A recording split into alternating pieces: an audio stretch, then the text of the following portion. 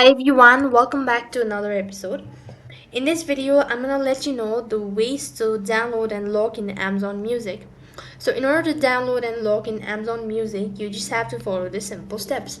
Now first thing, you would go to amazon.com/music unlimited.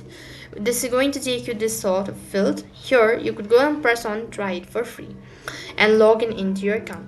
Once you try it for free, once you press on this option that says try it for free, it's going to take you to the field of registration. So you need to go ahead and enter your details, personal details, contact details, all of that, add your billing address, and you'll have successfully created your account.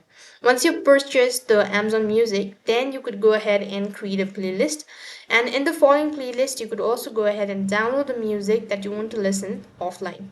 So if you want to listen offline or to download the music, just press the three dot icon next to the particular music, and then you'll have successfully downloaded the Amazon Music in your account. That's all for this video. I hope the video was helpful. Make sure to like, share and subscribe to our channel. Thank you for watching. See you in the next video.